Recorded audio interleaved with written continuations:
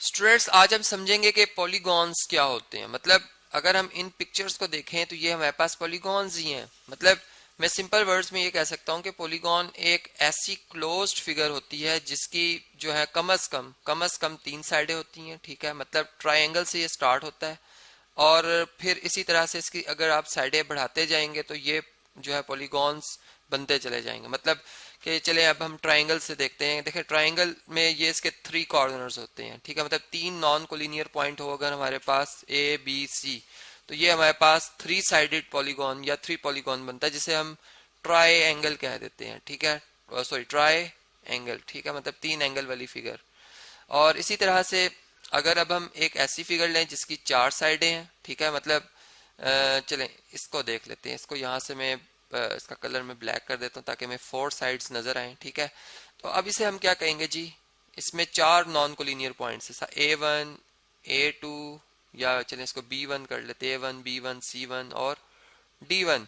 इसे हम कहेंगे कि ये क्वाड्रिलेटरल है। ठीक है, अब क्वाड्रिलेटरल जो होता है, क्वाड से वर्ड निकला है। ठीक है, और जो कि अगर हम देखें तो स्क्वायर से, मतलब इसका मतलब होता है स्क्वायर। मतलब अगर हम देखें तो एक हमारे पास जो है स्क्वायर जो होता है वो भी क्वाड्रिलेटरल ही होता है, जो कि एक उसकी खास टाइप है। मतलब जो स्क्वायर होता है उसकी चारों साइडें बराबर होती हैं और कॉर्नर एंगल 90 के होते हैं।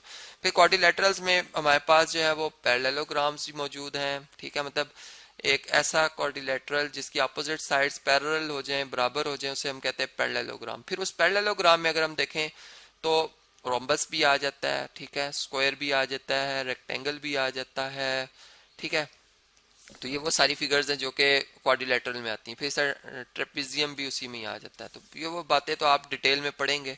फिलहाल अभी हम पॉलीगॉन्स के हवाले से बात कर रहे हैं। तो पॉलीगॉन्स का हमने जो मतलब लिया फिर वो लिया ये है कि अगर हमारे पास मल्टीपल साइड्स किसी क्लोज फिगर की आती जाएंगी तो वो जितनी उसके कॉर्नर पॉइंट्स होंगे या जितने उसके हम कह सकते हैं नॉन कोलिनियर पॉइंट या जितनी उसकी साइड्स होंगी वो वो वाला पॉलीगॉन। मतलब अगर इसके 5 नॉन कोलिनियर, इसको हम 5 पॉलीगॉन कहेंगे या इसको हम पेंटागॉन कहेंगे। मतलब कुछ के हमने नाम रख दिए हैं मुनफरिद नाम, जैसे इसको A2 B2 C2।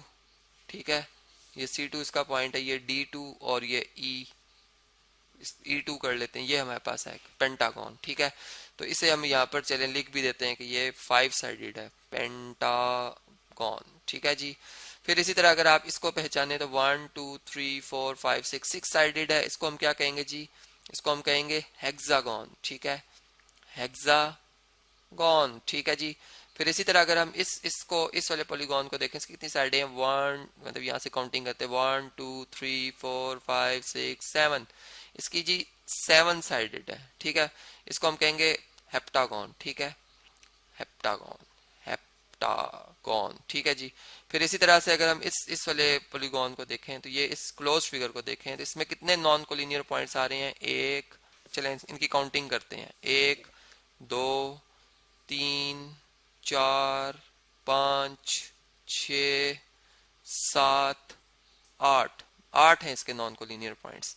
इसका मतलब ये क्या बना जी, इसे हम कहेंगे कि ये हमारे पास है ऑक्टागॉन। ठीक है जी, ऑक्टा ऑक्टागॉन। इसी तरह अगर 10 साइड इसी तरह से 10 नॉन कोलिनियर पॉइंट्स आते तो उसे हम डेकागॉन कहते हैं। तो पता ये चला कि अगर एक ऐसा पॉलीगॉन है जिसकी 25 साइड्स हैं। ठीक है, तो हम इसे उसका जो नाम हम रखेंगे वो रखेंगे 25 गॉन। ठीक है, 25 गॉन। इसी तरह से 50 साइड्स हों तो 50 गॉन हो जाएगा वो। तो इस तरह से हमने देखा कि पॉलीगॉन्स क्या होते हैं, क्या उनकी डेफिनेशन है और फिर वो कितने मुख्तलिफ फिगर्स में जो है वो मौजूद होते हैं। मतलब कितनी टाइप्स के उनकी जो है हम कह सकते हैं पॉलीगॉन्स मौजूद हैं।